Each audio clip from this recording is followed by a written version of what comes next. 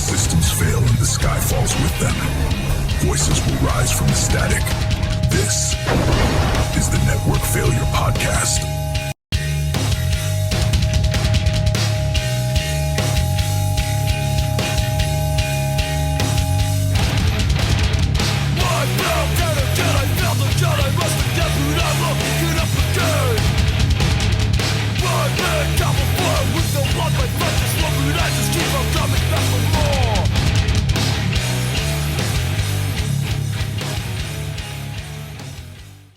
What is going on, people? Welcome to the Network Failure, where we dig through the lies that the beast provides and we uncover some truths that they're trying to hide. Yes, it is still a work in progress, but I'm trying, folks. Welcome to the show. Thank you very much for joining me for this episode. Things are getting pretty crazy out there, guys. We got a lot going on, a lot to get to. We got some more developments in AI and the AI overthrow of our country. We've got some more coming out on our Hantavirus, the new pandemic, possibly. We've got some UFO disclosure going on. What else we got? We've got, how could I forget? World War III over in the Middle East. Good old Iran. Yeah, that's how I'm saying it today. Iran. So we have got a lot going on. So let's stop wasting time and get into this episode. Before we get started, I want to thank you guys for listening and thank the Almighty Lord that we are all here to watch it all end. Because it's gonna look like it, but I'm not trying to fear monger or black pill anybody, but I don't know. I'm looking at it as a good thing because we have really messed this one up. We have not done nice with the gift that the Lord has provided us, and looking for a nice way to say this, but we have crapped the bed. You know what I mean? But this is all orchestrated. It's all intentional. None of this is an accident. It's all planned. And you'll start seeing why as we move through. But let's get it started. Marjorie Taylor Greene twixes that she cannot believe this is happening in Coweta County. I almost did it again, but there we go. Yeah, I forgot to share the screen the first time, and yeah, you wouldn't want to see that. But she cannot believe that this is happening. They're setting up a massive data center out there, and they are taking people's homes. Like literally booting them off their land and saying, adios, this is for AI. Go find somewhere else to live. Check this out. Hey you guys, my name's Ansley. I live in Coweta County, Georgia. I wanted to come out here and show you guys firsthand what is happening to our county. So behind me we have these power lines. Georgia Power is going to expand these lines to support power to the data center. What they're doing to homeowners is they're taking their homes. This is my childhood home behind me. It is being taken by force by Georgia Power. Homeowners in this county do not have a choice. It is called eminent domain, and they will take it. Hey, you guys, my name is to our county. Tell me that's not crazy. They will take your house. They've done it for highways and whatnot. Well, that's where they're going with this. That's why they wanted everything federally regulated, because this is our future. The AI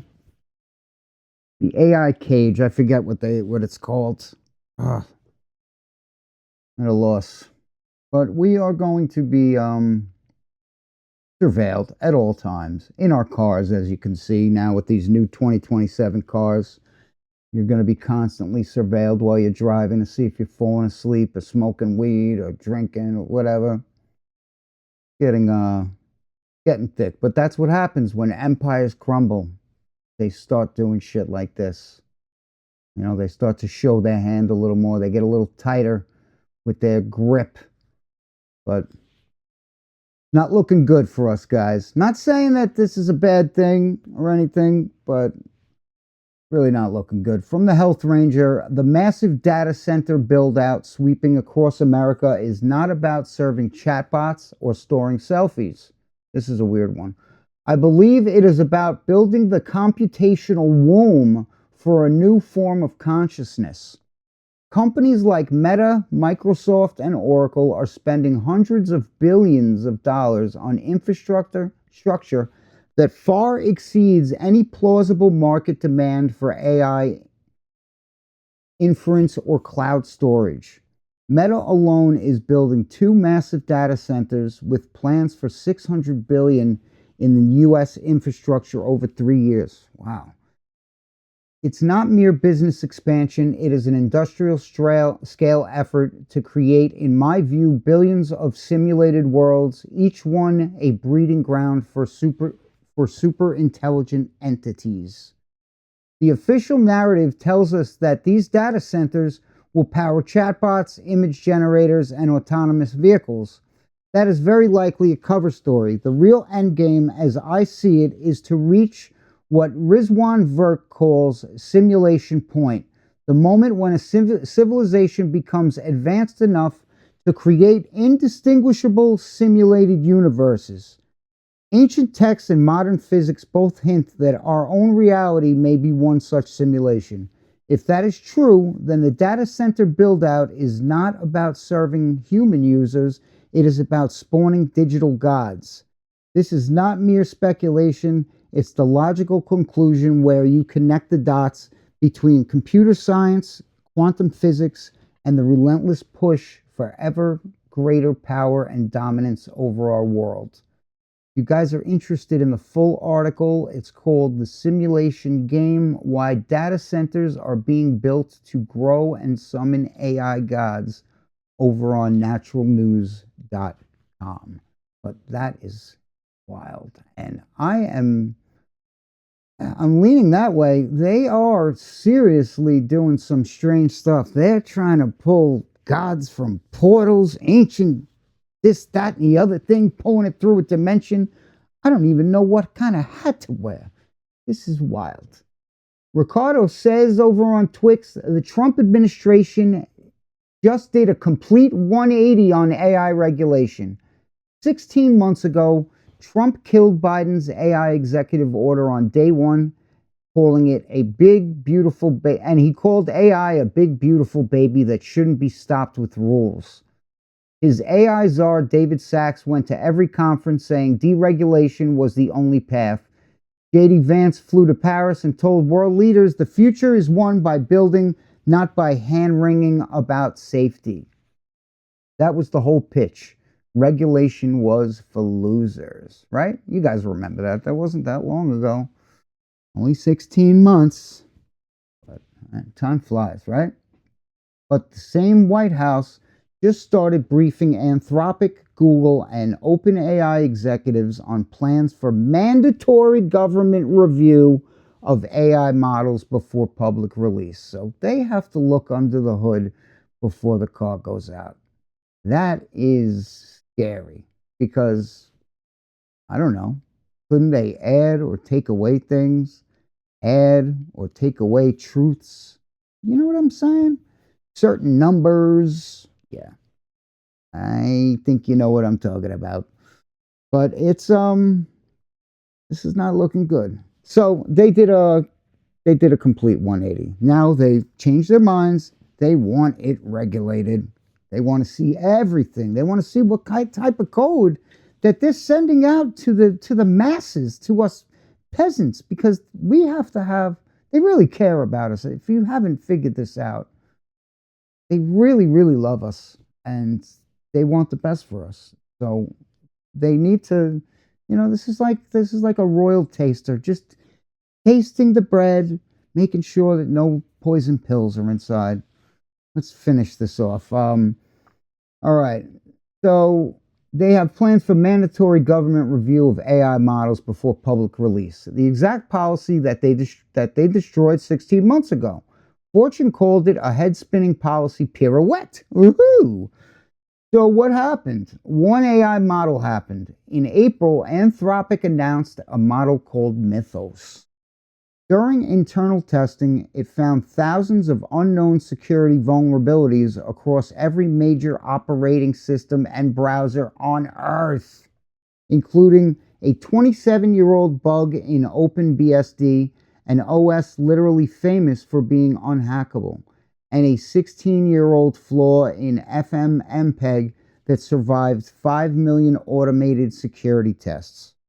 Nobody asked it to do any of this. The capabilities emerged on their own as the model got smarter at coding. This is crazy. Anthropic's researchers said they found more bugs in weeks than they'd found in their entire careers combined. The UK's AI Security Institute confirmed Mythos could autonomously execute multi-stage cyber attacks on networks. This is great, guys, right? Tasks that take human professionals days. Yeah, why not unleash this and just make lots of this, right? Let's dedicate lots of water, lots of energy, kick people out of their homes so we can have something that could hack anything in the world. This is what we need. Oh, woo! Anthropic refused to release it. Wait. The UK's AI Security Institute confirmed Mythos could autonomously execute multi-stage cyber attacks on networks. Tasks that take human professionals days. I read that. Sorry, I did it again. Anthropic refused to release it, formed Project Glasswing with Apple, Microsoft, Google, JP Morgan, and 40 other organizations to use it defensively before attackers develop similar tools.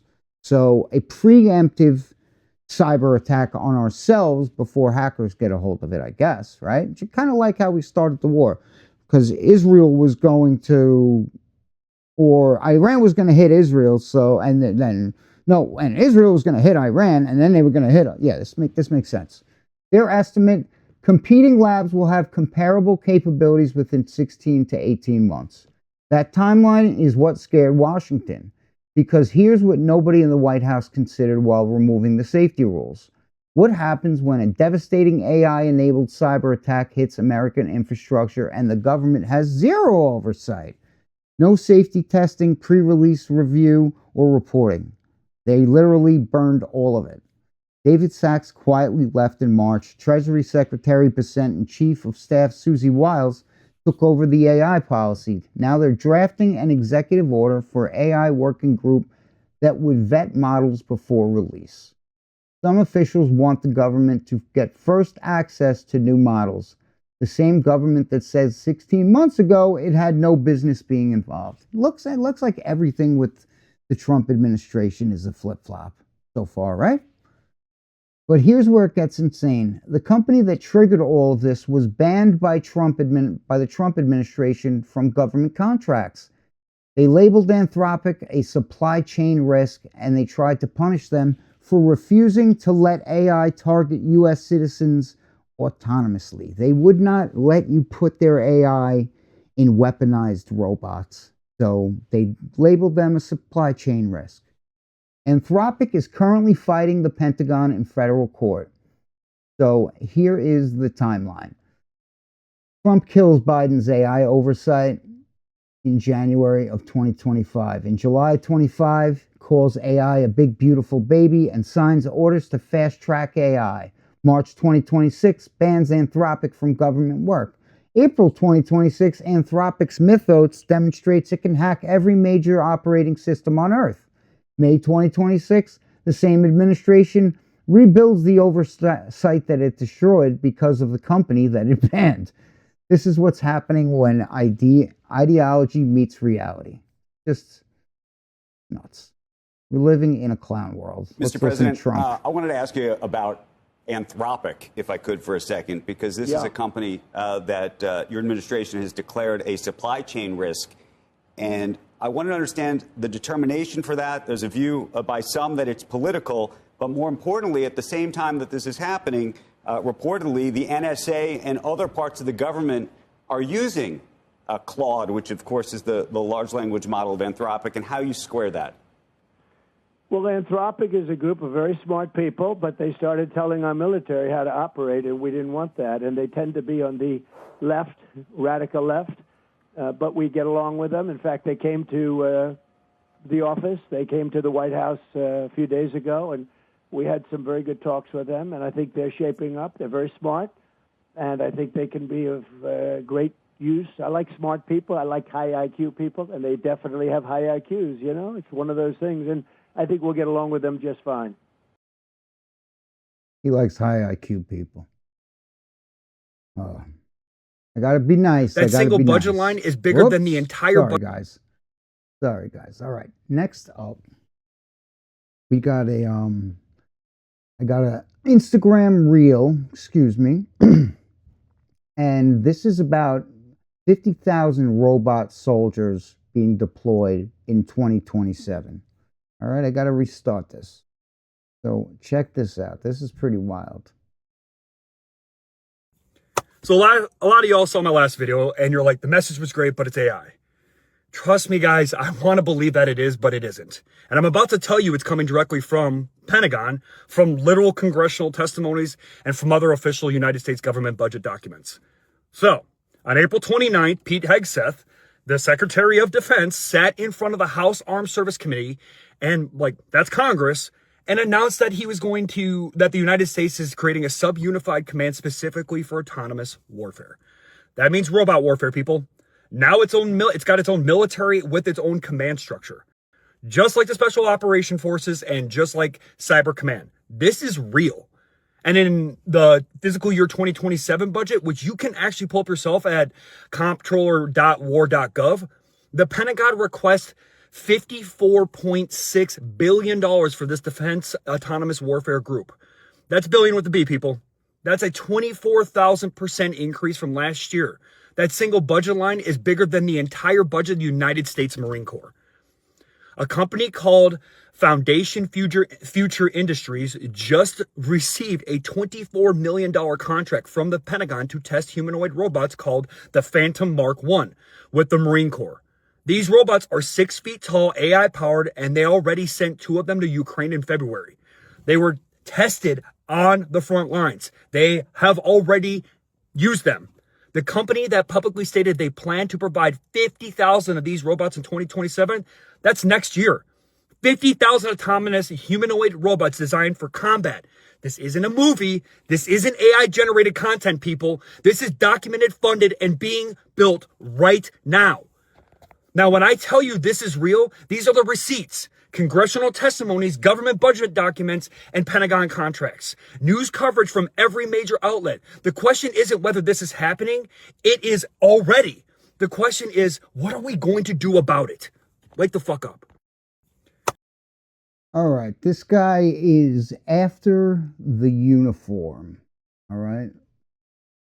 After the uniform. So if you guys are interested in the first video, I'm kind of trying to find it, but it's not popping up quick enough, so we have to move on. But it is after, oh, there we go. After _ the _ uniform _ over on Instagram. All right. I want to give him a follow. But that's pretty, some pretty thick stuff. 50,000 robot soldiers? I don't know. I would not put it past them. Because from Jason Bassler on the Twix, the White House just dropped a new counterterrorism strategy. You know, times is changing.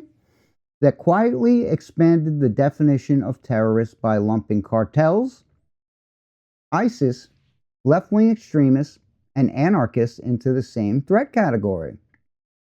The first page of text ends with the phrase, "We will find you and we will kill you." That is printed above the president's signature. The language in the document is broad and open-ended. Once political labels become national security threats, the target can change overnight. This is how mission creep starts. Today it's cartels. Tomorrow it is dissidents. And it's tomorrow because from Stu Peters, apparently Sebastian Gorka is saying Tucker Carlson, Nick Fuentes, and other anti-Trump right-wingers will be labeled as domestic terrorists under Trump's new National Counterterrorism Directive, NSPM 7. Gorka goes on to link anti-Trump right-wingers to anti-Semitic behavior.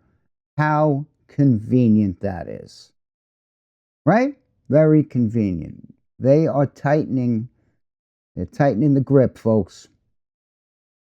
And this is what they do. You know, I don't know if you noticed, but the empire is crumbling. Look at the dollar. You know, they're trading oil now in Chinese yuan, or whatever it is. It's going down, and not shocking. From Suleiman Ahmed, King Charles says digital ID will be introduced. Here's a quote. My ministers will proceed with the introduction of digital ID that will modernize how citizens interact with public services.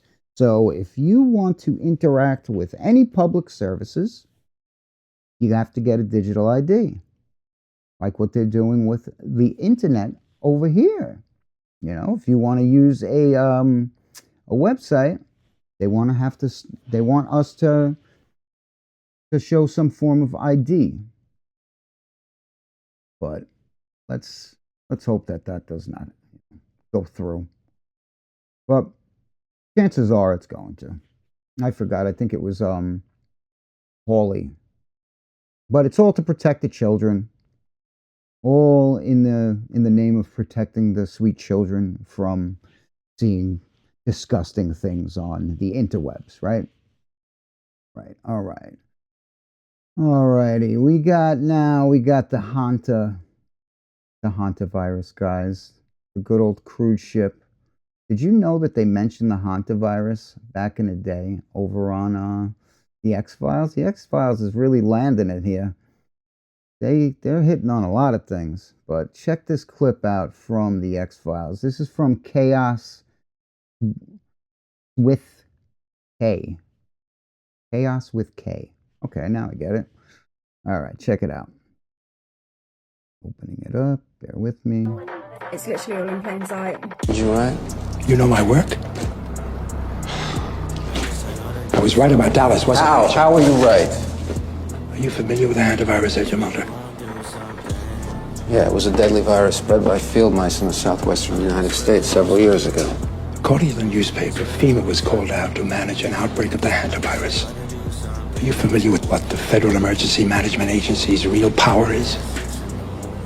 FEMA allows the White House to suspend constitutional government upon declaration of a national emergency. Think about that. What is an agency with such broad sweeping power doing managing a small viral outbreak in suburban Texas? You're saying it wasn't such a small outbreak? No. I'm saying it wasn't the Hantavirus. Well, what was it?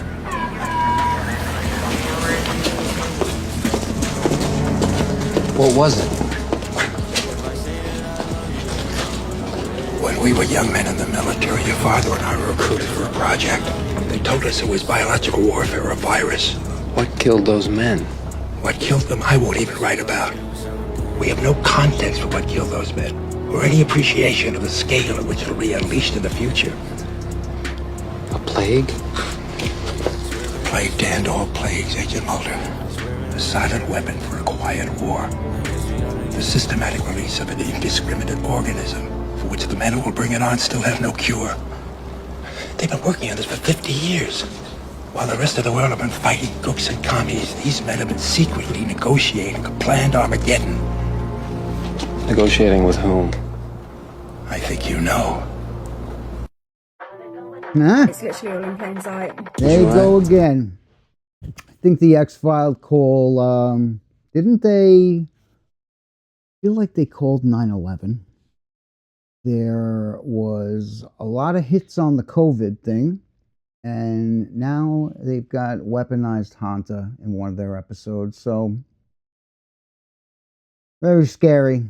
From Liz Churchill, look at this, people. Look what we have here. The patent for Hantavirus mRNA vaccine from 2025. They already have it ready. So this is going to be helpful, guys. Yeah. So when everybody needs their vaccine, we all know where to go, right? straight to the government because they love us so very much. From Matt XRP Patriot, the World Health Organization, is now openly saying the hantavirus outbreak proves the world needs centralized global health control. Do you guys agree? Let's see what this how does guy. that translate in a global solidarity? I will let time to tell, but we really need this incident, this outbreak has seen why the world needs a global entity that coordinates this. The Argentina support how they came forward. The support we are receiving now from U.S. institutions. We live in an interconnected world. That outbreak from one part affects everywhere. So in terms of collaboration, we are going both through the technical collaborations, in sharing information, guidance. We rely heavily as DG multiple sides. What I'm saying is that the expertise of USCDC is an asset for the world, and we have been benefiting from that. But how does that translate? I don't know. I'm not getting on board this hantavirus thing. I'm sorry, a lot of people are worried, shaking in their boots. Oh, it's dangerous. And it has a very, very, I think the percentage is like a 40% kill rate or something like that. But the president doesn't think we should worry about it. We should not be concerned. And we should always listen to the president. Let's see what Donald Trump has to say. Virus. Have you been briefed on the virus? Yes, I have. Can you tell us what you've learned in these briefings? Well, I think you're going to be told everything, and you already have. It's very much, we hope, under control. It was the ship, and I think we're going to make a full report about it tomorrow. We have a lot of people, a lot of great people are studying it. It should be fine. We hope. Should Americans be concerned that it's going to spread? And how are you I hope looking to not. get I those mean, I hope Americans not. We'll do the best we can, yeah. to get the Americans that are on Go ahead. Hantavirus. We're going to do the best we can. We hope. I hope. He's got a lot of hope. One thing he's got is a lot of hope, folks. Stern Drew says hantavirus outbreak is a full-scale psyop. Let's take a look at this footage from the MV Hondius. That was the ship that they quarantined off Cape Verde. Hazmat teams are in mismatched suits. Some are taped like amateurs. Others walking around half protected. No proper decon lines. Patients casually loaded onto planes. This isn't deadly Andy strain response. This is theater. Remember COVID? Novel virus, panic, lockdowns, experimental jabs. Now we have a rodent bug that's been around forever, and suddenly it exploded on a luxury cruise with international evacuations. You know what I'm saying? Right in the middle of World War III. Right while everything is freaking collapsing around us, right? It's very convenient. Let's take a look at this video. Not very long, 30 seconds. Take a look. Look at that. This guy's got a mask on.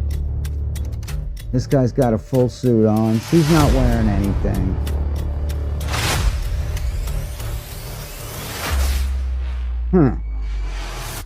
Curious, right? Very curious.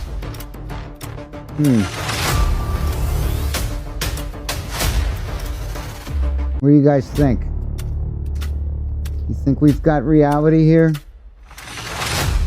I don't know. The president says we shouldn't be concerned, so let's not concern ourselves with such, delicate matters and move along with our lives. Okay, we've got a Instagram reel here from Free the Oppressed over on the ground. Let's give them a follow. 323 vials containing deadly viruses went missing. We mentioned this in the last episode. Let's check the reel out, see what this guy's got to say. He looks like a politician. See what this clown's talking about. Evidence so far of any event occurring as a result of the loss or the destruction of these materials.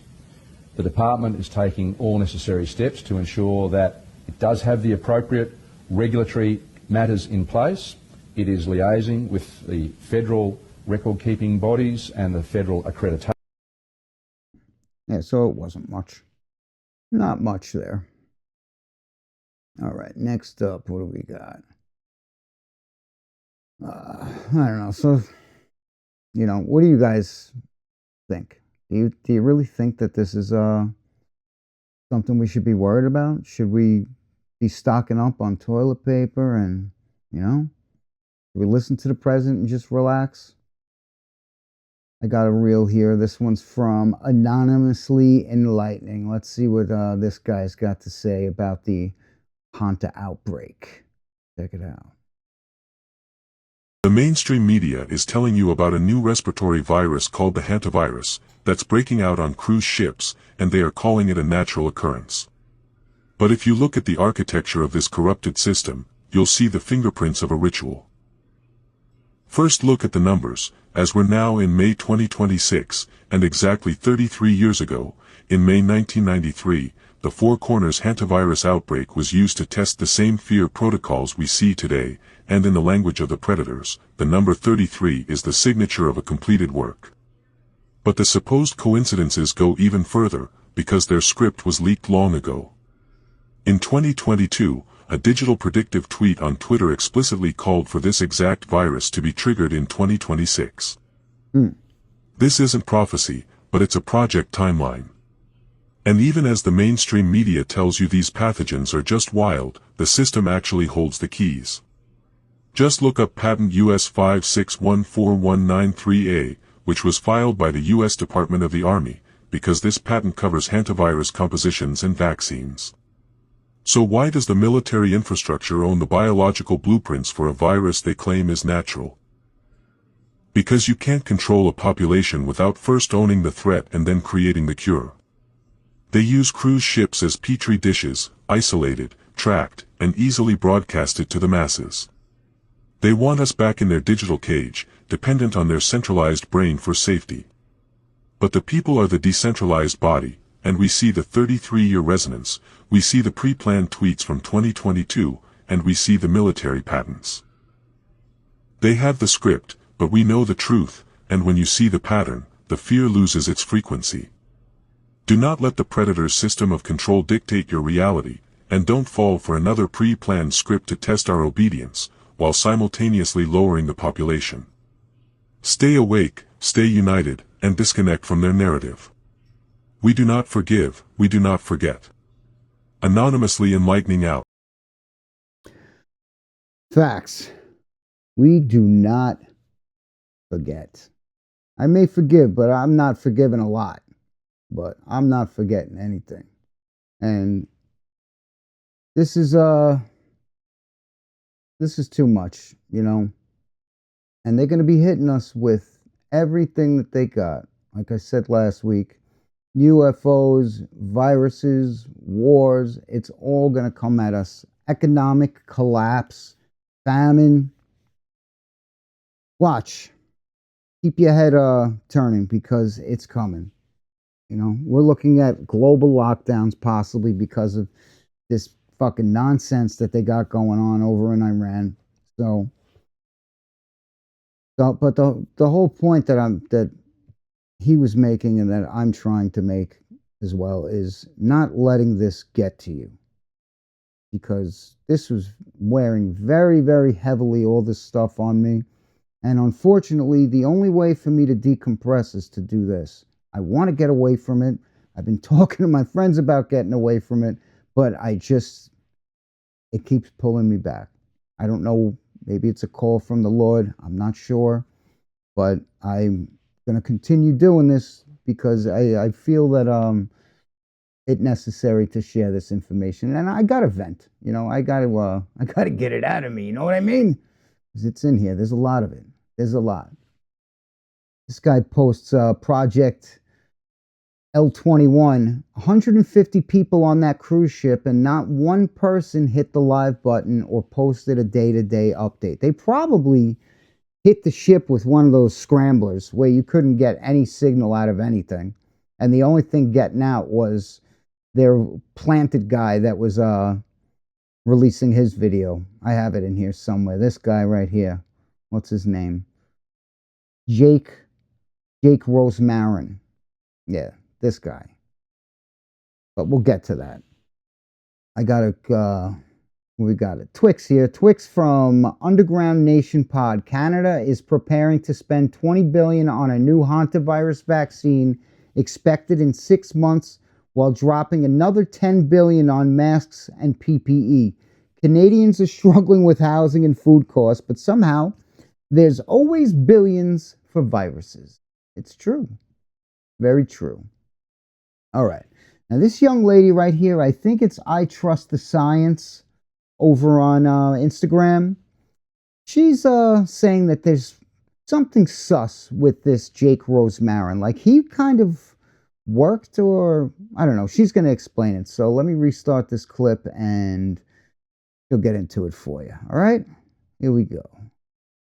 Now, something is off about this cruise ship in the Atlantic with the hantavirus outbreak, and I cannot let it go. This is the MV Hondias, an expedition cruise ship owned and operated by Oceanwide Expeditions. And the route went from Argentina through Antarctica and the South Atlantic, with stops in South Georgia and Tristan da Cunha and St. Helena, all before heading towards Cape Verde. And I'm sorry, how is it that there are 147 people on board, with 3 people dead, 7 confirmed cases of the hantavirus, and the only video we've all seen from inside the ship is one guy named Jake crying in his cabin?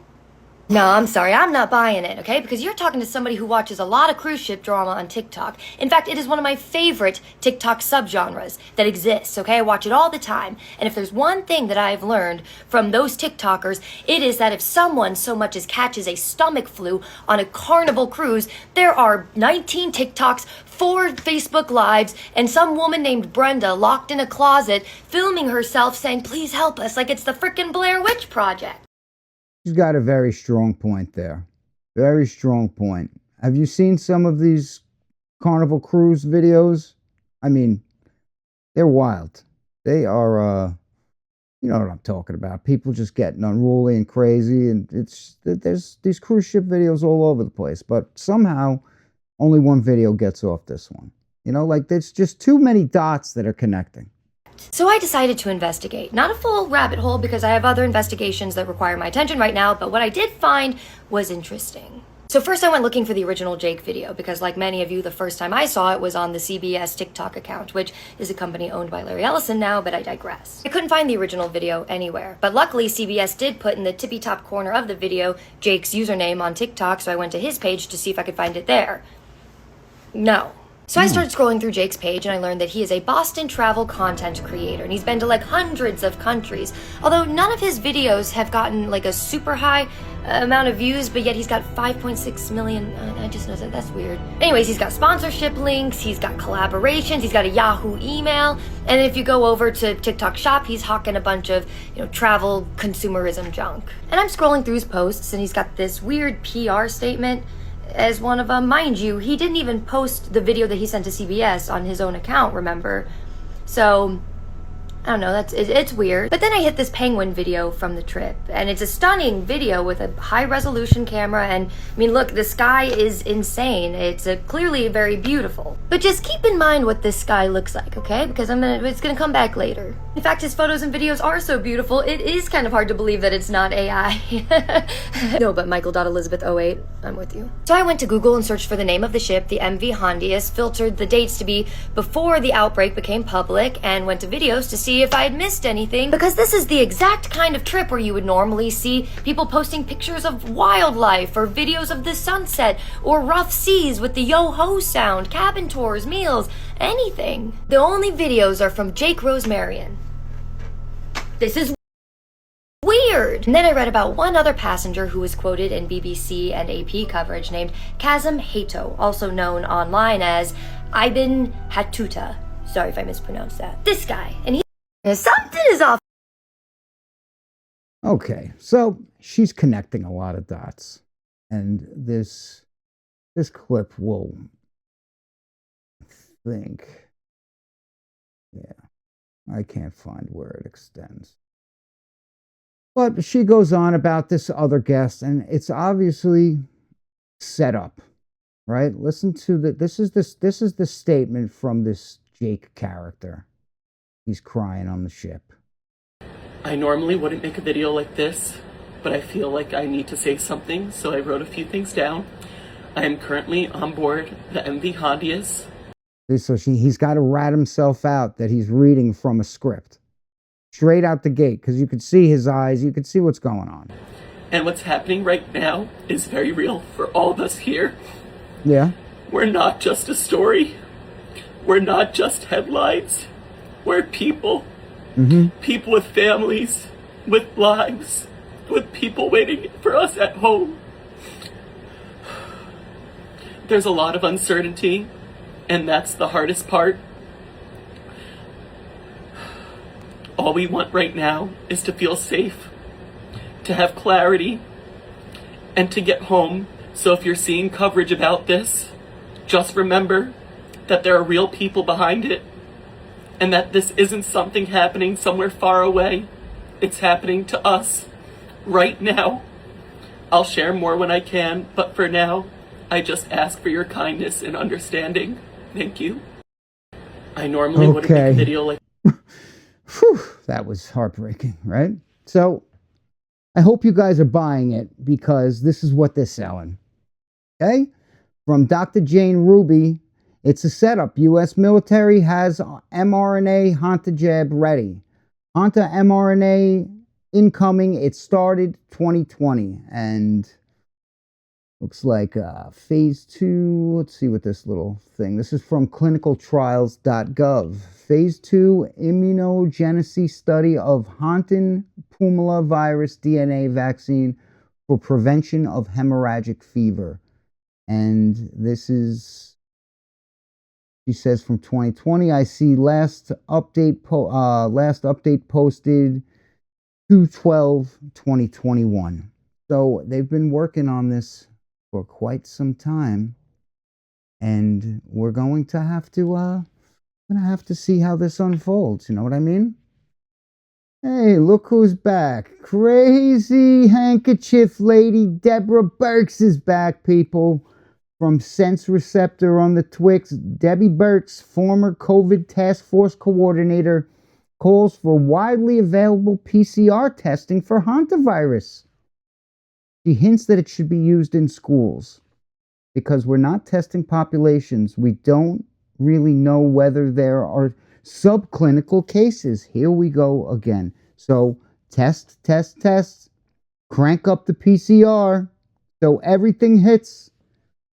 We may have another situation on our hands, fellas, ladies. So the Andes strain is the only strain where we have mapped human-to-human transmission. And I caution people, because when we say human-to-human transmission, we're talking about people who develop symptoms. But because we're not testing populations with RNAs, we don't really know whether there are subclinical cases. So there could be more human-to-human transmission than we actually see. It's never good to track viruses through symptoms.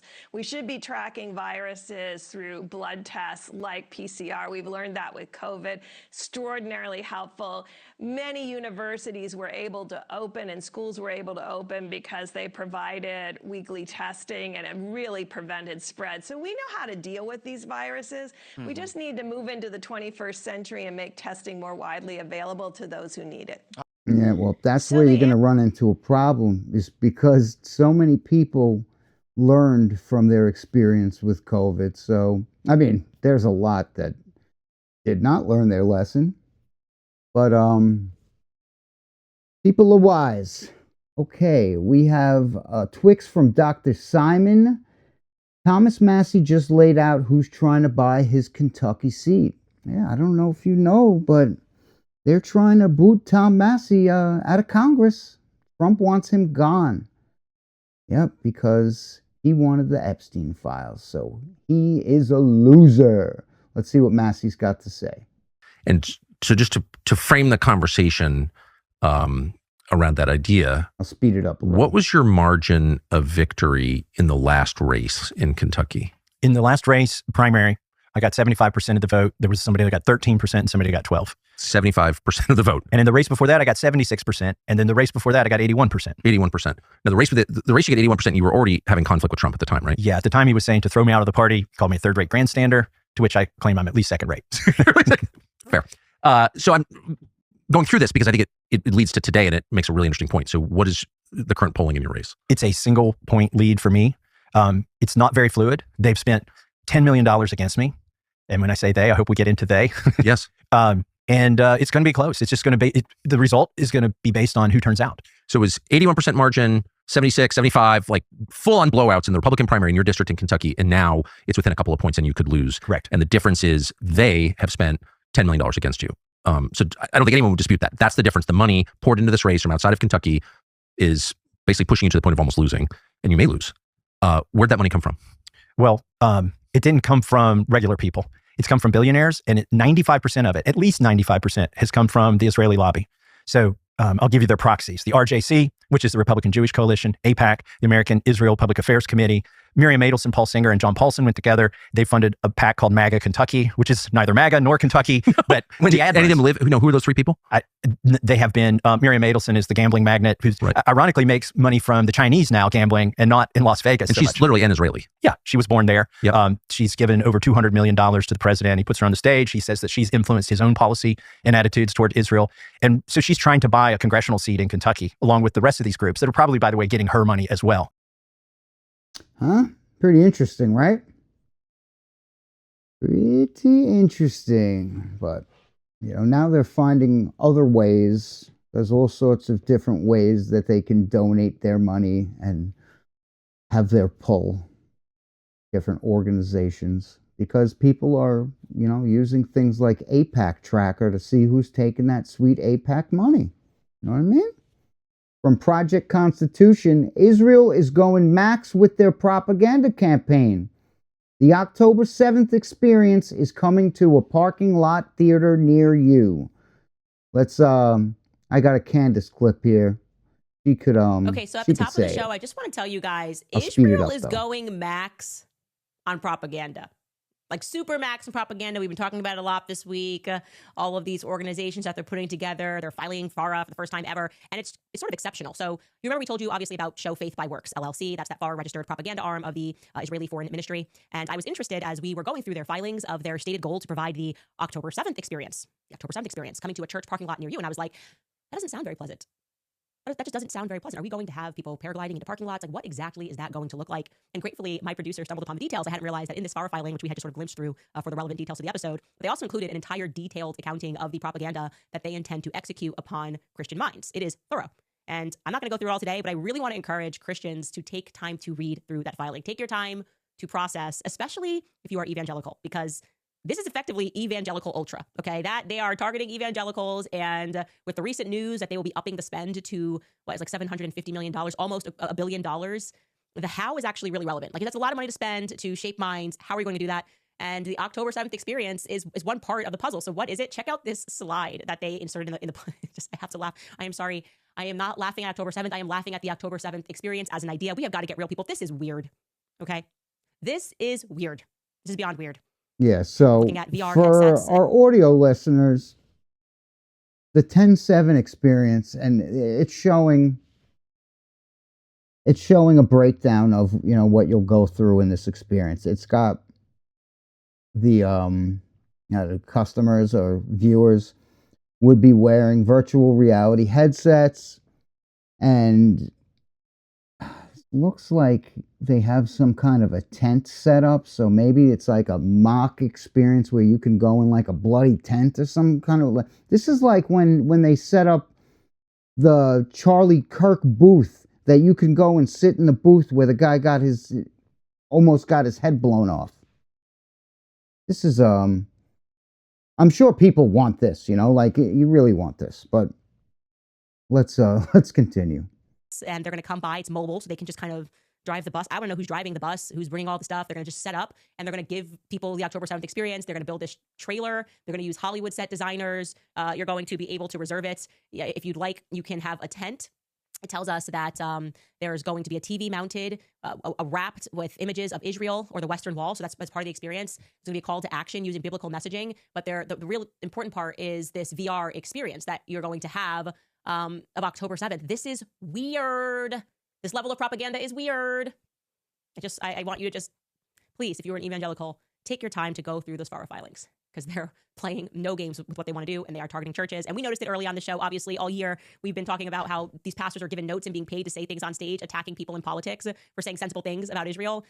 This is they're leveling up. Bot campaigns. You're gonna think the comment section, if you think the comment section in Facebook is real, it's just not. They have completely fake bots that actually mirror real people. And they're trying to make you think that you're alone in your own ideas while they're dropping thousands, hundreds of thousands of bots to tell you, like, oh, this person's great. What are you talking about? It is all fake. We are being fleeced, folks. I'm telling you. And this is how they want it. They want everybody thinking that nothing's real, nothing's... I'm telling you. All I got is faith right now. All I have is my faith in the Lord. I'm not going to say that it's sad, but it's actually amazing that I can fall back on that. When stuff like this is going on, I think that it's a testament to the power. From Nick Sorter, WTF, Minnesota Democrats have voted unanimously to block a requirement to remove dead people from voter rolls, per Grage Justin. I don't know what that voice was, but you're going to have to deal with it. No, somebody popped in. I'm not sure who that guy was, but he was Chaz Middleton. Chaz Middleton. All right. So how much more obvious can they get that they're rigging election, guys? They are blocking a requirement to remove dead people from their voting rolls. 11. I recognize a member from Olmsted, Representative Quam. All right, that's just a count. This is why you have situations like Minnesota, and it's going to continue to be Minnesota and New York and California, and that's why they want the whole United States to be the same way. That's why we need voter ID, but we'll never get it because this is the world that we live in.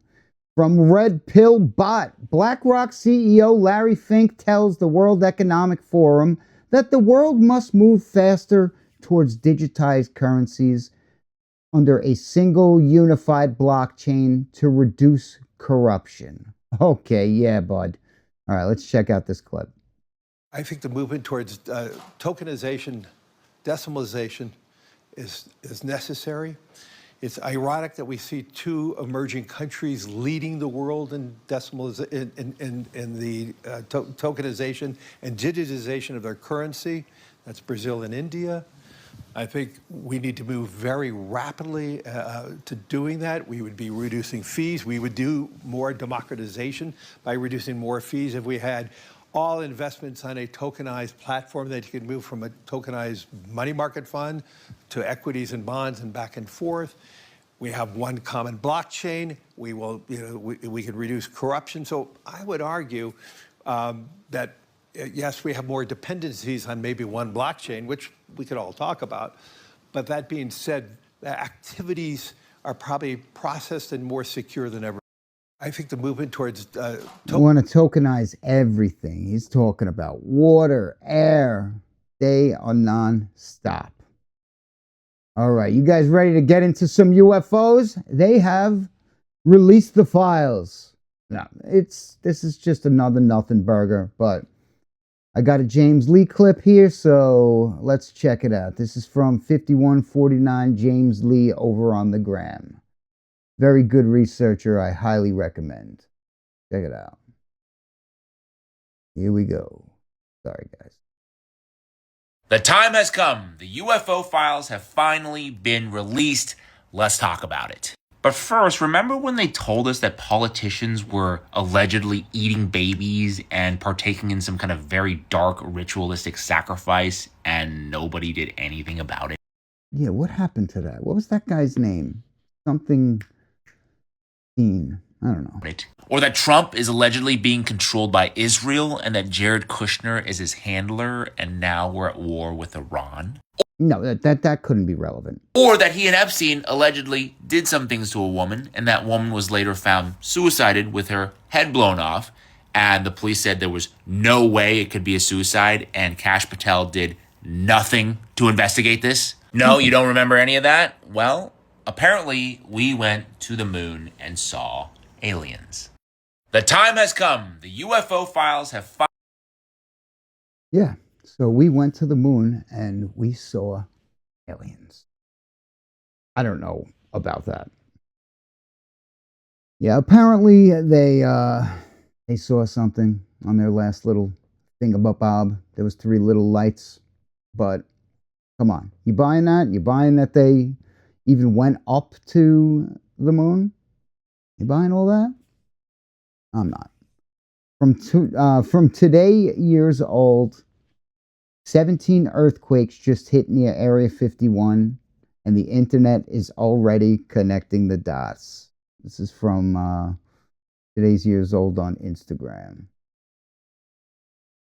17 earthquakes near Area 51. UFO files back in the news. Major Hollywood film about disclosure is about to drop. They're not even hiding it anymore. No, they're not. You see, everybody on YouTube can see that, right in the middle is Area 51, and we've got all of these earthquakes. And apparently this is not, a common area where this stuff happens.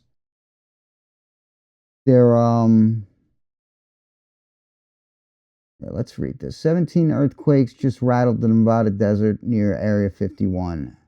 At least 17 tremors were recorded within a 24-hour window, including a 4.4 magnitude quake that struck just 2.5 miles underground. Unusually shallow for the region, prompting questions from both scientists and conspiracy theorists. The official explanation is geological, but the internet's explanation is more interesting. The Nevada National Security Site next to Area 51 hosted over 900 nuclear tests between 1951 and 1992. And with 1992, wow. And with the last remaining nuclear arms treaty between the US and Russia having expired in February 2026, speculation about underground testing has not been difficult to find online. Add to the fact that the UFO disclosure has been dominating headlines for months, and Hollywood is about to release a major Spielberg-directed film built entirely around the premise that the government has been sitting on this information for decades, and the timing is kind of the thing that people are going to notice regardless of what the USGS says. And that's true. So, are you guys nervous about the aliens? The info that they released is nothing new, nothing, it's pretty much just stuff that everybody has seen already and we know about. It's nothing, jaw-dropping. But it's very interesting that these earthquakes, happened all at this time. Now, did they set off the earthquakes to draw attention that way? It could be because we could make earthquakes, right? Allegedly. Pretty wild what's going on right now. From We Are Breitbart over on the gram, they're a legitimate news organization. Extreme left Disney scrambles to do damage control over its last horror. The Walt Disney Company has made a statement after several of its staffers were arrested as part of the U.S. Customs and Border Protection's ongoing child sex exploitation. Oh, CSAM. CSAM.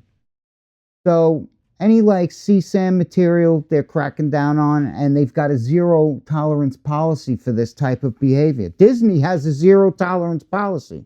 But what about the other files, folks? The ones let's call them the forgotten files. Yeah, we're not worried about that. But this is quietly brushed under the rug. And a Disney spokesperson told the New York Post that they've got a zero tolerance policy for this type of behavior, and they're fully cooperating. Federal agents boarded 5 cruise ships, including a Disney cruise docked in San Diego between April 23rd and 25th. While the majority of these individuals were not from our cruise line, this is a quote from Disney, While the majority of these individuals were not from our cruise line, those who were no longer... What? While the majority of these individuals were not from our cruise line, those who are no longer with the company. Okay. So, they fired them. Okay. Yeah. But you're not going to see this in the mainstream. So I figured I would bring it up. All right. And there was another thing. Now, this is going to be weird. This isn't my normal material.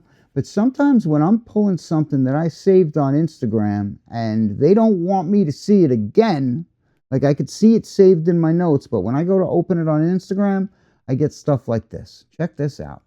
Now, do any of these ladies look anything like Charlie Kirk? No. That's what I'm saying.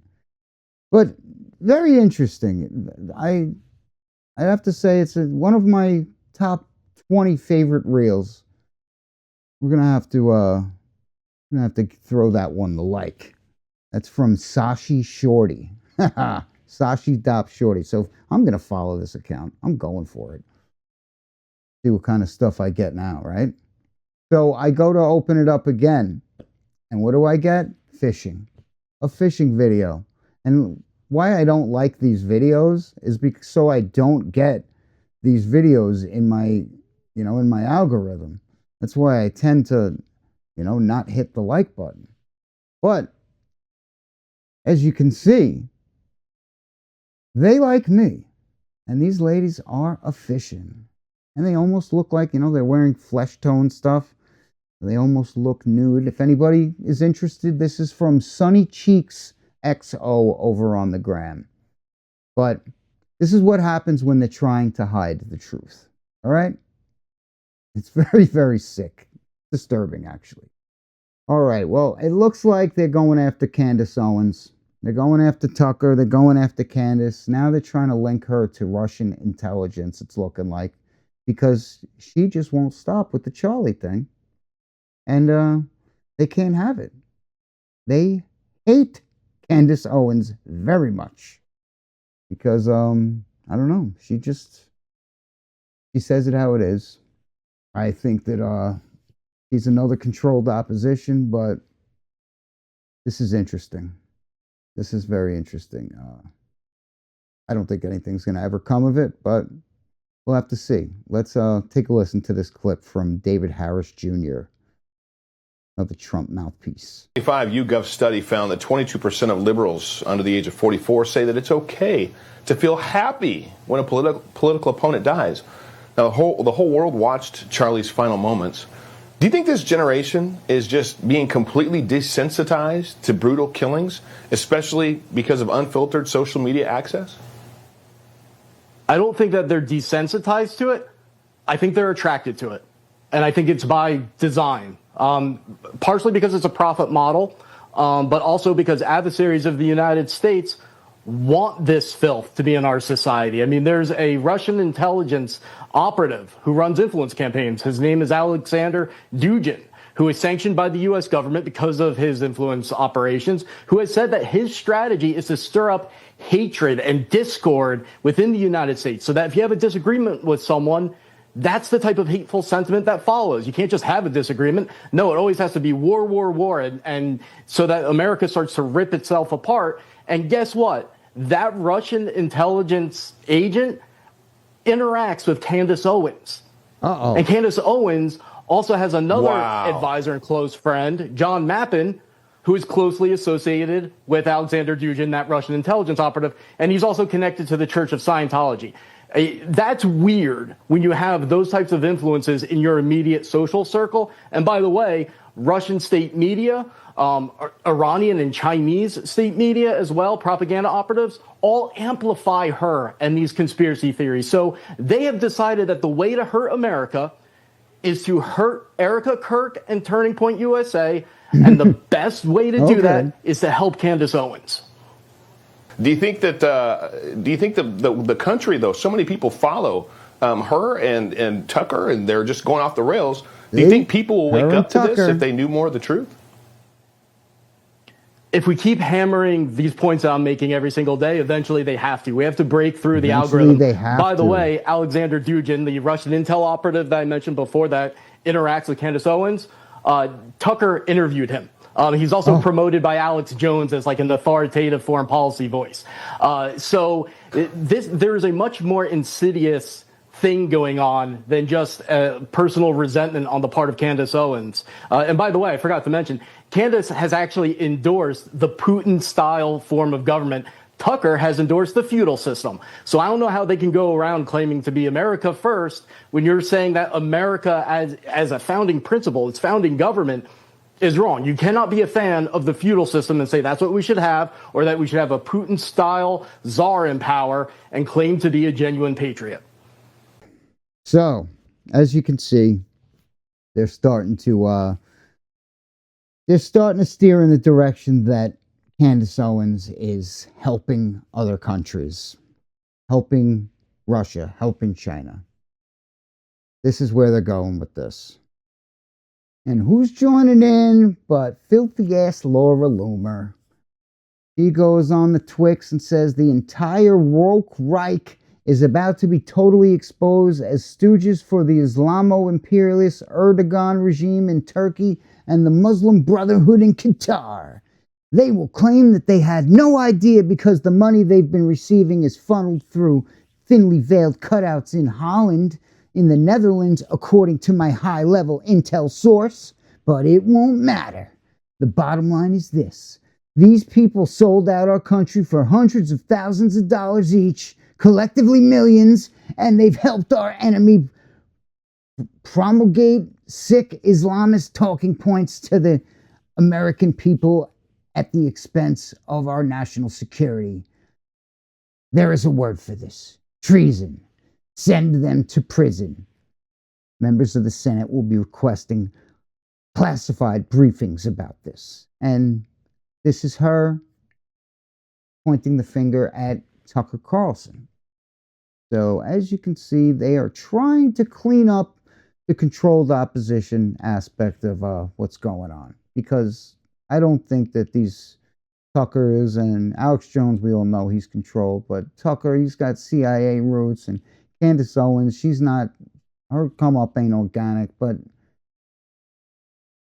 those are the big voices that they speak of the truth community. Those are controlled opposition. They let them get a little bit out, but then they tighten the leash, they pull back a little. But it seems to be that they're going to clean up this mess.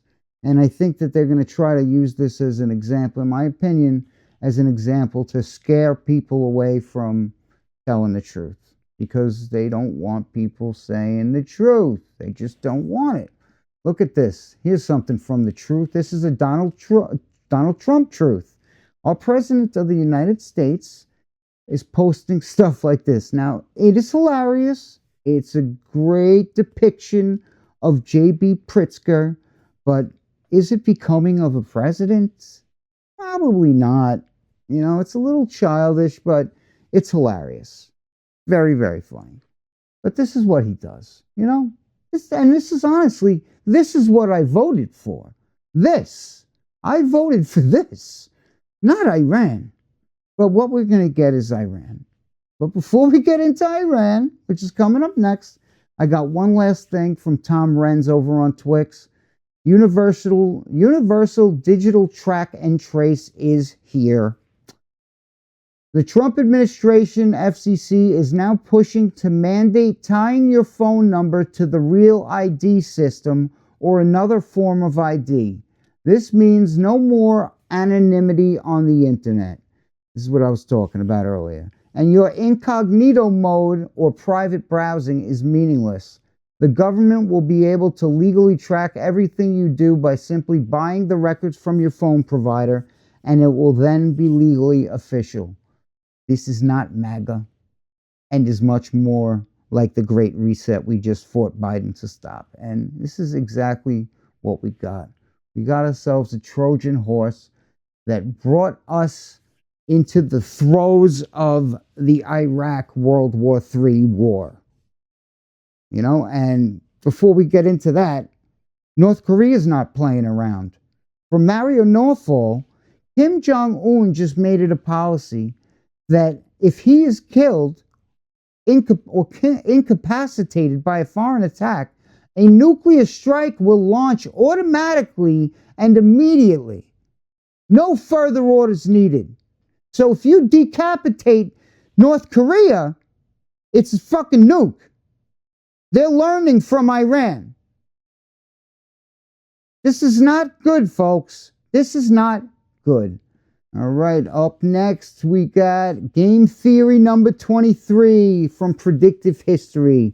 A clip from Professor Zhang. He's been making his rounds all over the place. He's gotten way too big for me to get him, but I tried a while back.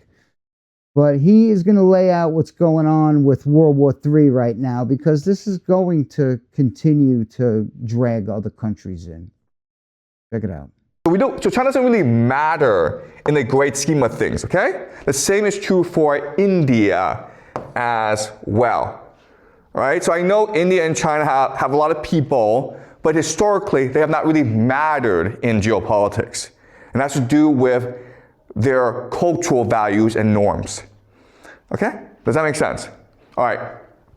So there are right now 3 major battlefields in the world. Okay? The first obviously is Ukraine, where NATO and Russia are fighting each other. Okay? And this is a proxy war between the United States and Russia because the United States controls Europe and NATO. The second major battlefield, of course, is Iran, where right now the United States and Israel is attacking Iran and trying to force it into a surrender. Now, the last battlefield is actually in North America, Cuba. Okay? So this is not really discussed a lot. What's been happening is the United States has been embargoing Cuba, trying to blockade it, trying to cause society to collapse. And Russia has been trying to save Cuba, okay? So these are the 3 major battlefronts we're seeing right now. Obviously, what's going to happen is that more battlefronts will break out, okay? And what's going to happen is that as this conflict increases, the conflict between the United States and Russia will increase as well. So one major area of contention is the oceans. Okay? Why? Because the United States believes that it controls all trade access, because the oceans represents trade access. And so what the United States has been doing is it has been seizing Russian shadow fleet tankers. And so what's going to happen is that the Russians will eventually decide to arm its ships, and this will create a war in the oceans, okay? So that's one trend that we will see happening. Another trend that we'll see happening is the rise of Germany and Japan, okay? Hey, why? Well, historically, the most powerful nation in Europe has been Germany. Historically, the most powerful nation in East Asia has been Japan. The United States defeated both in World War II. But now that the United States is at war with Russia, it needs proxies, it needs allies to counter both the threat of Russia as well as China. So it makes sense that what the United States is going to do is it's going to arm Israel to counter Iran, it's going to arm Germany to counter Russia, and it's going to arm Japan to counter China. Okay? And what's going to happen now is that you have in this conflict, you have other players emerge that will take advantage of these conflicts to amass more power for themselves. So think about North Korea in East Asia, okay? Because North Korea, it's a military society, and it can threaten South Korea, Japan, and China, okay? Then in Europe, you have Poland. In the Middle East, you have Turkey. Okay? So these nations are going to try to navigate all this chaos in order to amass more power for themselves. So in other words, what's going to happen is complete chaos in World War III. Okay, and it's something that we'll discuss more concretely for the rest of the semester. All right? Pretty crazy. But this is his theory on how things are going to play out. A bunch of other countries are going to be dragged in as proxies, and World War III, and we get to witness all of it. We get to send our children off to die in World War III, right? Isn't that fun, right? Good times, guys. Good times. Mario Norfall says the Persian Gulf is on fire. Some updates. This is dated May 7th, all right? In the last few hours, the U.S. struck Bandar Abbas, Qeshm Island, and Minab. Iran fired back at U.S. vessels off the UAE coast. Fujairah was hit 48 hours ago, and Iran is still denying it. A U.S. airstrike on Iranian tanker in the Strait of Hormuz triggered missile fire at 3 American destroyers. Then there's the subplot nobody's talking about. Saudi Arabia and Kuwait both pulled U.S. airbase access as the fighting escalated. Interesting. 6 hours later, they quietly restored it. Both states don't want to be in this war, but they can't afford to be on the wrong side of it. That 6-hour reversal shows exactly how exposed they feel. That's from NBC News. All right, next up we got Anna Kasparian of the Young Turks. This is a post from Nadira Ali. Iran crushes U.S. empire. Destroys 228 American, she says bases, but it's assets, not bases. We don't have that many. In the Middle East. And they are trying to get satellite companies to not report the decimation of our bases. They don't want people to see what's happening. Check out this clip. Israel insists on keeping the United States in this disastrous war, knowing how much it has already damaged our military sites across the Middle East, across the Gulf. In fact, the Washington Post has a new exclusive that dives into just how extensive that damage is based on satellite imagery. Iranian airstrikes have damaged or at least destroyed at least 228 structures or pieces of equipment at US military sites across the Middle East since the war began, hitting hangars, barracks, fuel depots, aircraft, and key radar, communications, and air defense equipment. In fact, Iran was very strategic in their strikes early on in the war, going after our radar systems and essentially crippling what we had left of our depleted missile defense systems. And while CNN reported just last week that 16 US installations had been damaged, the Washington Post has learned that the situation on the ground is actually a lot worse. Israel. Yeah, a lot worse. And getting worse, like this is not happening, this is not ending anytime soon. I would strap in and get ready because this is not gonna end pretty. This is going to crash our economy. We're talking global reset here, folks. Fun, right? Good times, good times. Yeah. So, from Suleiman, Iran declares the UAE as an enemy state. Member of National Security Committee in the Iranian parliament, Ali Kedran, says the Islamic Republic no longer views the UAE as a neighbor. The Islamic Republic no longer views UAE as a neighbor, but as an enemy base. There is a serious suspicion that the UAE planes removed their flag and launched a direct attack on Iranian soil.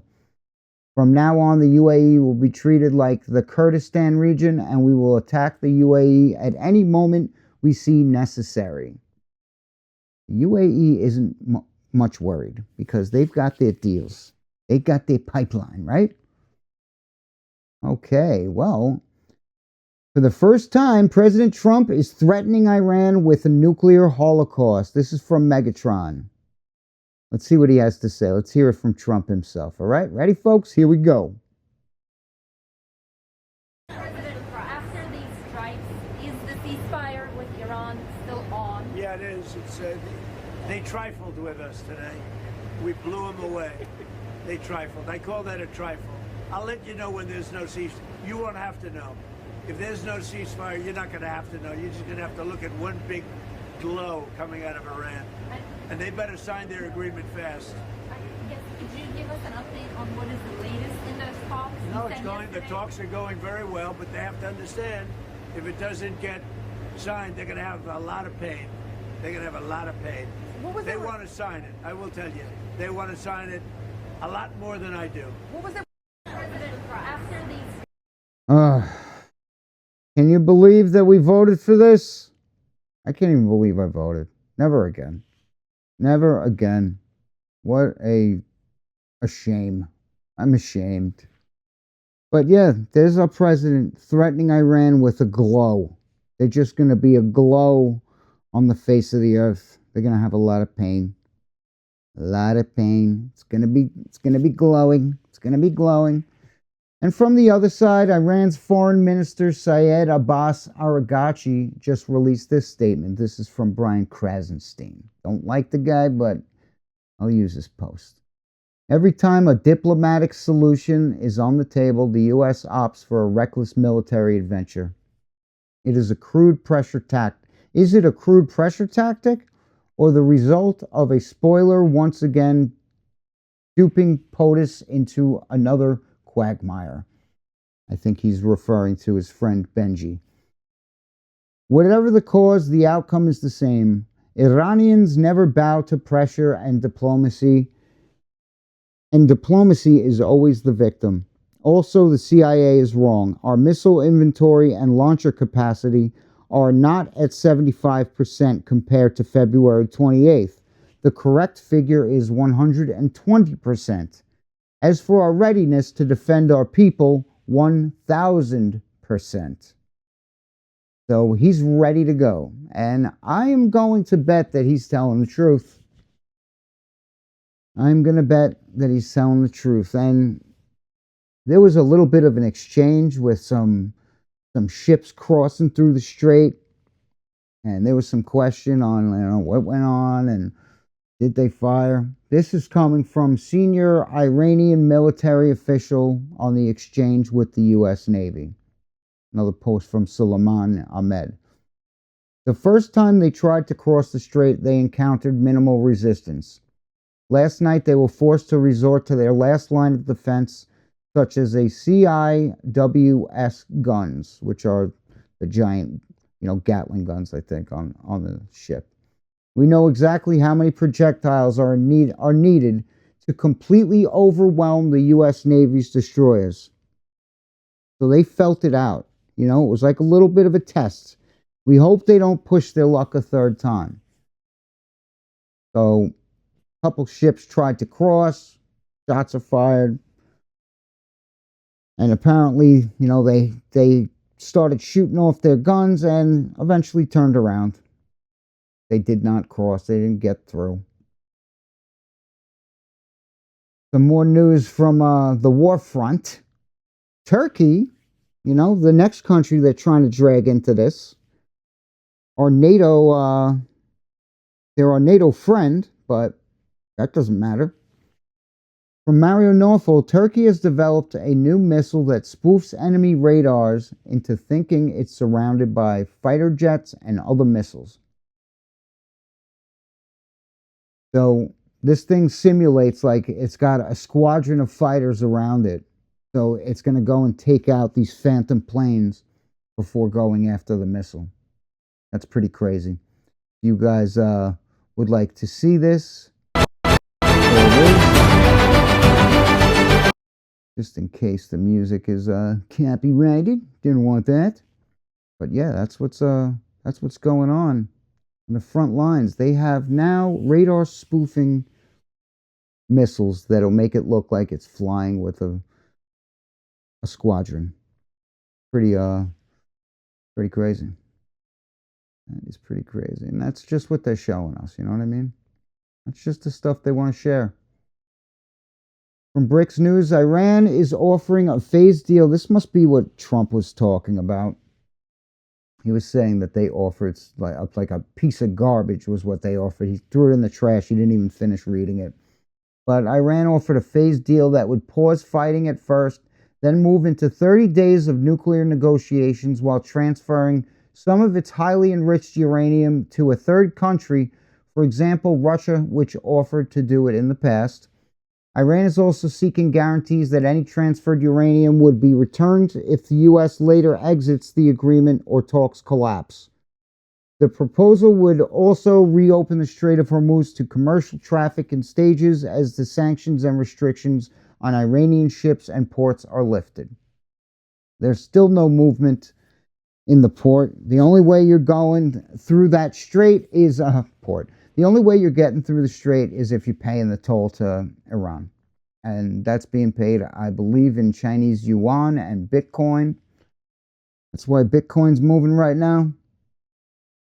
So, you're getting a lot of fake news is coming out of the Trump administration. Oh, we're just winning every day. And, we got our ships turned around. We got our ass handed to us. This is, it's an embarrassment. And you got Iran. They're looking to work with us. But what are our terms? It's always something that is just impossible. Getting 1,000 pounds or 1,000 kilograms of enriched uranium, that would take so many boots on the ground. It's unreal. Like over 100,000 soldiers. No. But that's what we want. This is all stuff that can be done. But hey, here's a clip from C-SPAN yesterday. All right, this is who's running our lives. And I don't know.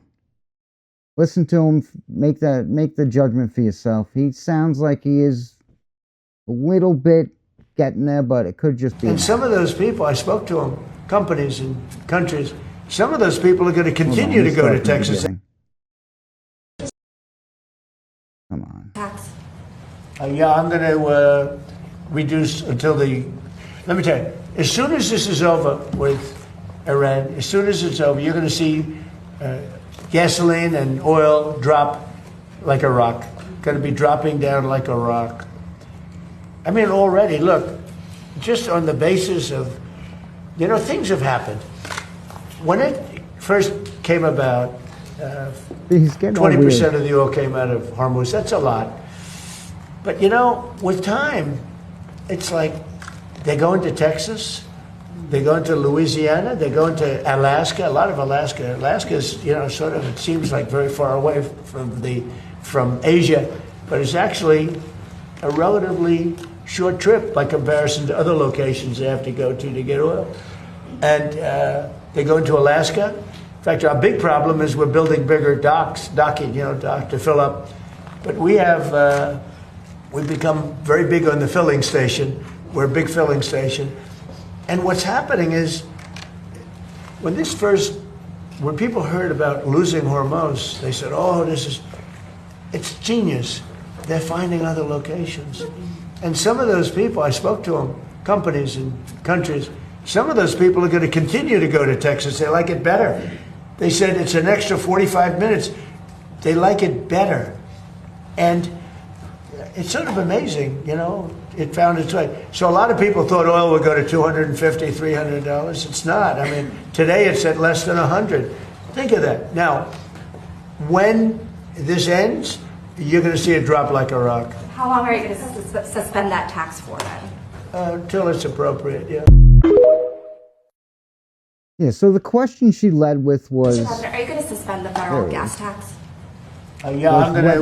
we would all be like, oh my God, he was shot. He would suspend the federal gas tax.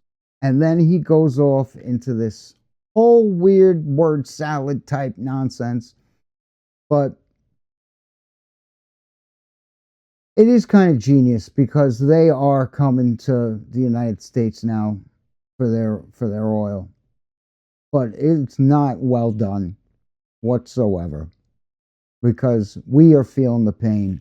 They're making all the money, and we are feeling all the pain. Are your gas prices going down? Are you shitting your pants about how much it's going to cost to heat your home this winter? Or what your electric bill is going to be like this summer?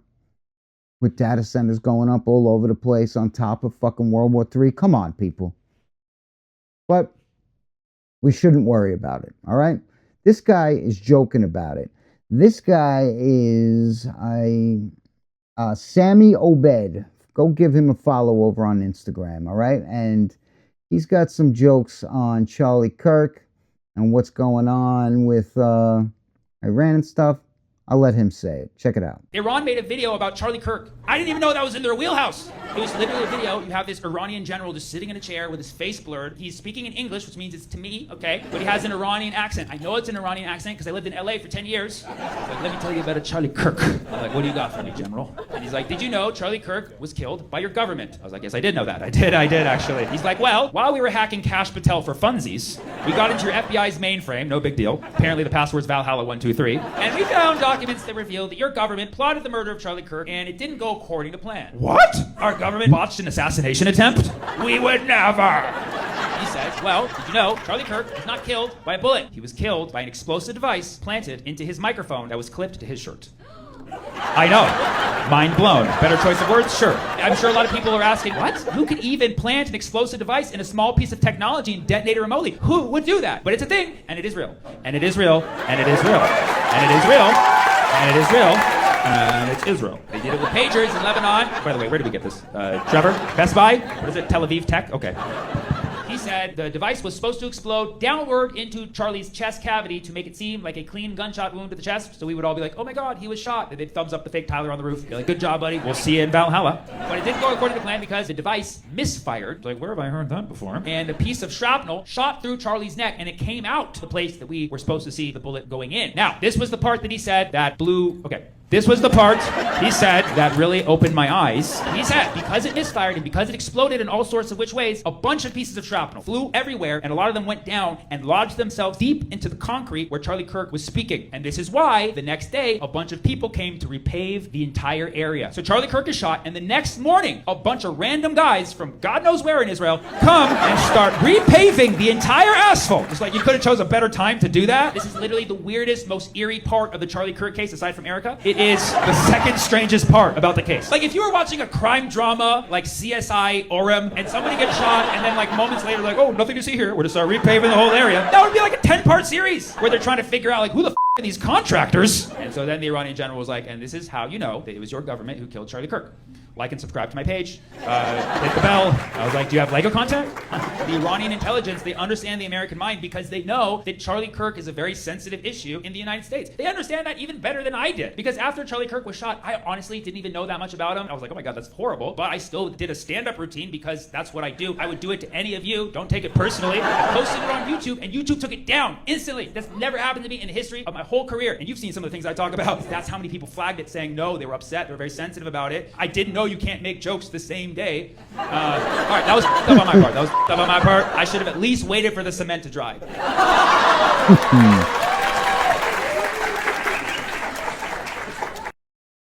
He's good. Definitely. That was good.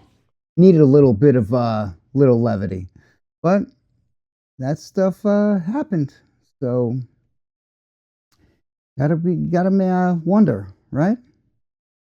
Wonder who is the one that ordered it. Betcha it would be illegal to say.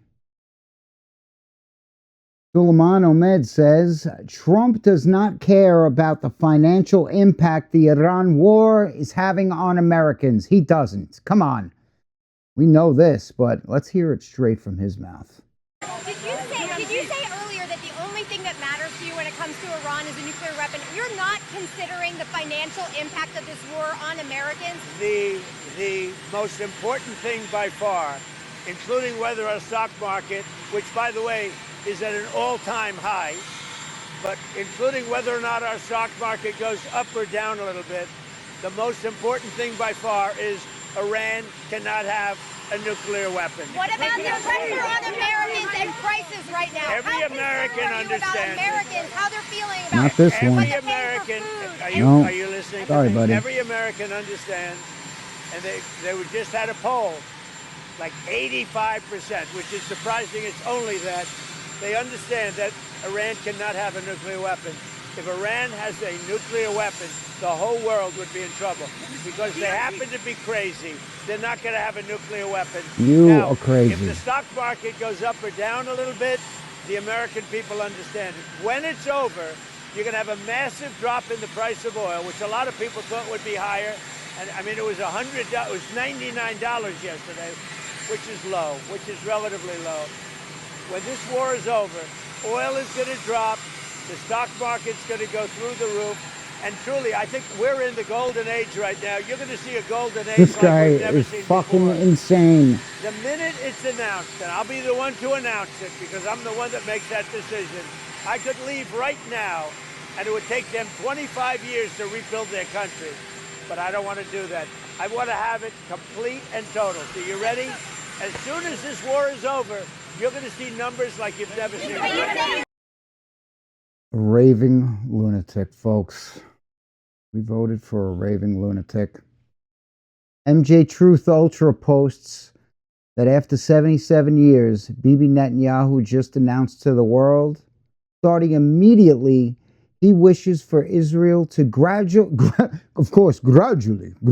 wean off of American taxpayer aid.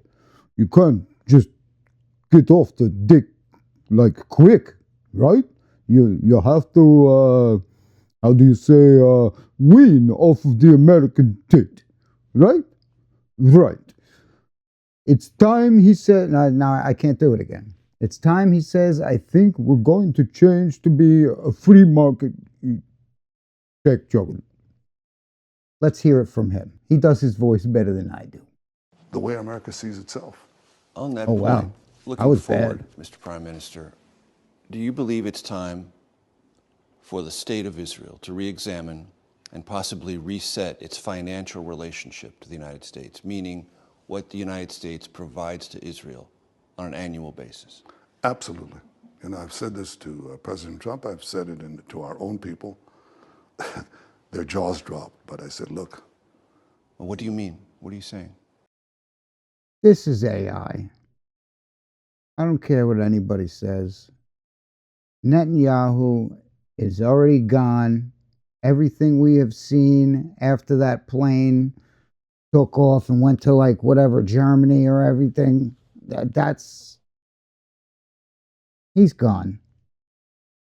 You know, like all the AI videos, and this looks too clean. I'm sorry for interrupting. What I'm saying is that I want to draw down to zero the American financial support, the financial component of the military cooperation that we have. It's going to be at zero because you're going to suck us dry. You already said you were going to suck us dry. Because we receive $3.8 billion a year. Yeah. Now, it's true you spend trillions of dollars or hundreds of billions. Shove it in our face. Afghanistan and so on. And one of your For senators you, said, hell, you if we fuck. had in Israel instead of Afghanistan, over there, we wouldn't have to spend $1 trillion. It'll be a lot cheaper. But I'm saying it's going to be a lot cheaper because I want to draw down the American support for Israel to zero. We've come of age. We have a booming economy. After 3 years of war, our currency That's because we pay for everything, you shithead. is the strongest it's ever been in the last 50 years, maybe more. Our stock market is one of the leading stock markets in the world. It's because we have this very high-tech juggernaut economy, one of the two centers of cross-discipline, breaking technologies, just changing the world. And we have a lot of talent here, which we share with our American friends, and we're going to share it with our Arab friends too. And I think that it's time that we weaned ourselves from the remaining military support and go from aid to partnership. Okay. So we're going to go from them sucking us dry for everything we've got to now we're going to be an equal partner. Right? I don't think so, my friend. I don't think so. But this is this is likely what's going to happen. They are going to suck us dry, and then they're not going to need our money we're going to need them. No, I don't know. I don't think so. But we're going to have some serious changes. I don't think they'll ever be off of our military aid. We're always going to be there to help them out, no matter what. No matter what, because they are our greatest ally. You know what I mean? I mean, the proof is in the pudding, people. Donald Trump truths. When the fake news says that the Iranian enemy is doing well militarily against us, it's virtual treason in that it is such a false and even preposterous statement. They are aiding and abetting the enemy. All it does is give Iran false hope, and none should exist. These are American cowards that are rooting against our country. Iran had 159 ships in their navy. Every single ship is now resting at the bottom of the sea.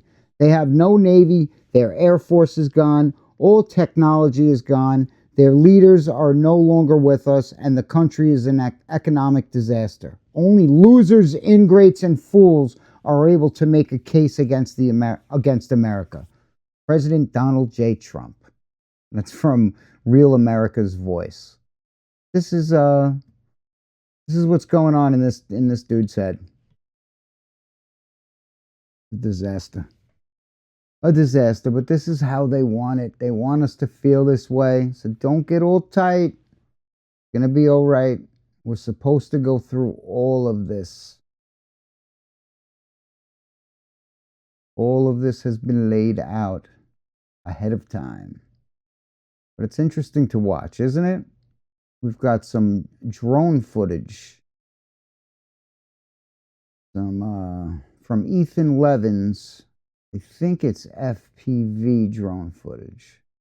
Iron Dome system has just been destroyed by a $50 FPV drone. This is crazy. The Lebanese resistance released this video, and it's from northern Israel, and there's no defense in the world for this drone. Do you understand that Israel will never be safe again because these systems are going to be destroyed one by one? This little drone is $50, and it can be obtained by the thousands. And if you go to try to repair this Iron Dome, you're going to get hit by the drone again because they're in the skies. There's no defense for them, and if you watch this video right here, you'll realize you have seconds till you know they're there. These videos aren't even out of occupied Lebanon. This is in northern Israel. These drones have proven that the Israeli army will never be safe again, ever. And if you bring a tank into southern Lebanon, $6 million will be blown up by a $50 drone that can be produced by the thousands. And if you're wondering, this is it right here. This tiny little drone that a lot of us flew when we were children. That's it. Not possible to shoot down, not possible to detect. This is going to be a permanent problem for the Israelis.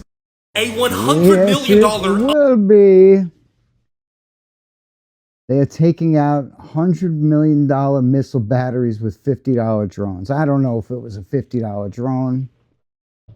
I think they're using better equipment than a $50 drone, but still, the math is there. You know, all they got to do is survive. All Iran has to do is survive, and they'll drain us for everything. From Interval News on Instagram, Israel's AI kill chain turns phone data in Lebanon into death sentences. Everything you need to know in 60 seconds. The LA Times reports the system fuses data from smartphones, security, and traffic cameras, Wi-Fi signals, drones, government databases, and social media, giving Israel near total surveillance over southern Lebanon. The system flags targets, including relatives, by behavioral patterns alone. Israel's killed 2,727 people in Lebanon since their invasion began on March 2nd. Pretty crazy, right? That is pretty crazy. That's like the Chinese version, where they figure out what's going on by linking together like the pizza order deliveries and soldiers that are making TikToks that they're getting shipped off, and they, compile all that data with their AI, and they could figure out when we're moving all our military around. Getting too crazy out there. Talk about technology in China. Well, Trump is taking tech giants to China. That is right. From income parent. Elon Musk and Tim Cook are joining President Trump's high-stakes delegation to China this week to meet with President Xi Jinping. The group of 17 tech and finance leaders aim to ease trade tensions and discuss global energy stability.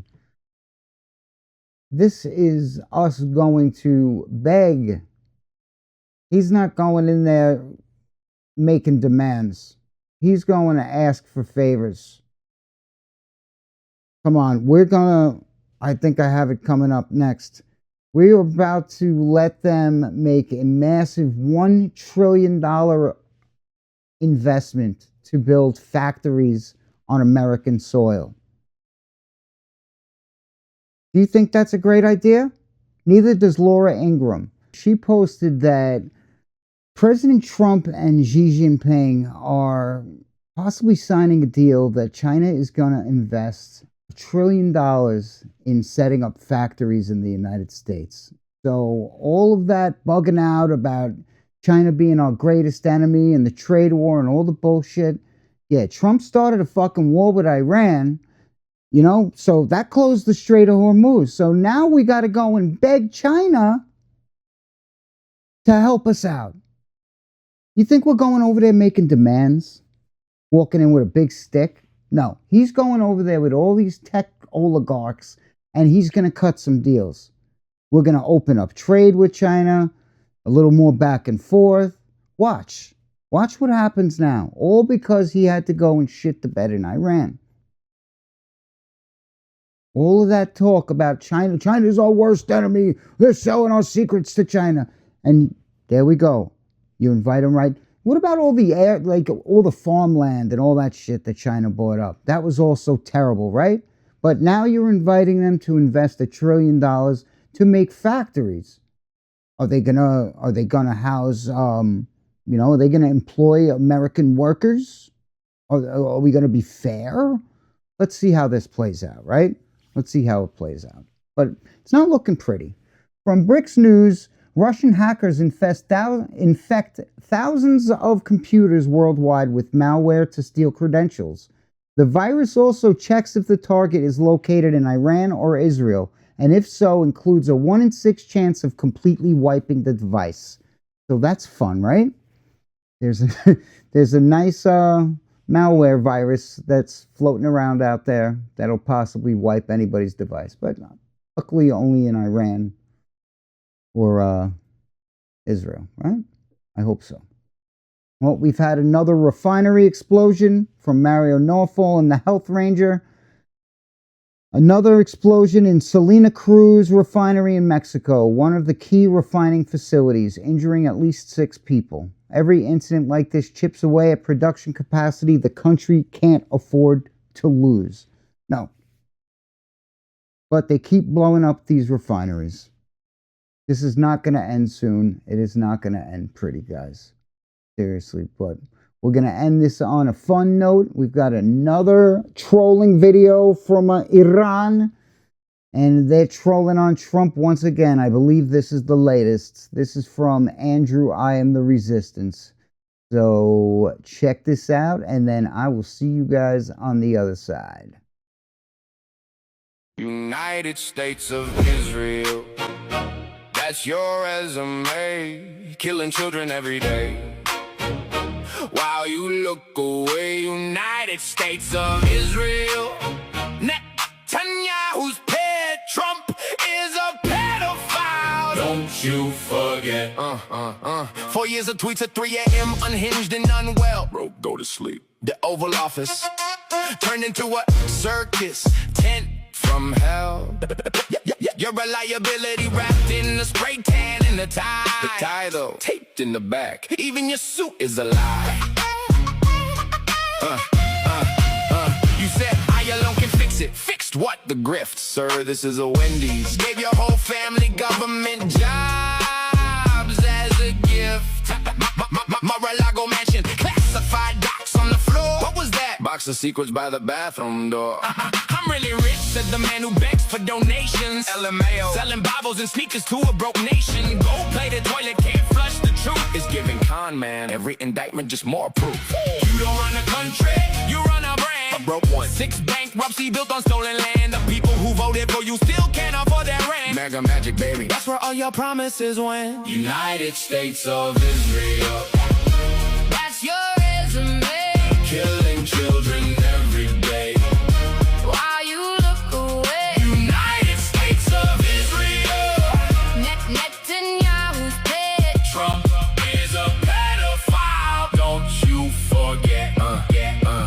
You marketed fear and sold it to the working class. Facts. Promised them the world, gave them nothing but gas. Your voters lost their jobs, their health, their home. It's the stock market though. Yeah, for people with portfolios and second homes and loans. BB pulls the strings and you perform the dance. Good boy. Guys are burning while you clap and chant. You call it peace deals. We call it what it is. Genocide shit. Blood on the hands of your whole administration's beers. From Iran, we're watching every move you make. See you. Every child killed is a lie. You'll never shake. You threaten us on Twitter like we tremble and fold. Nah, son, Iran don't get threatened. Iran just gets cold. United States of Israel. Netanyahu's dead. Trump is a pedophile. Don't you forget. Pretty catchy. I got to give it to them. They're doing some good work over there. Doing some good work. Netanyahu's pet. I like it. It's going to get stuck in my head, so I got to stop. I can get with it, though. All right, well, it's about that time, so I'm going to get out of here. I hope you guys enjoyed the show. If you did, please share the show with somebody. Like and subscribe. Do all those wonderful things that will allow the show to gain more traction. We're trying to grow these numbers, and without your help, the show could not grow. So it is a call to action. Please like and subscribe. All right? I know there's a lot of people out there that are watching the show, but not subscribing. I need you to hit that button. Tap it. Double tap it. Actually, tap it once or 3 times, but twice will just unlike it or whatever. But anyway, it's been fun. Thank you so much for listening. I'll see you guys in the next one. Have a great week. Love y'all. Peace.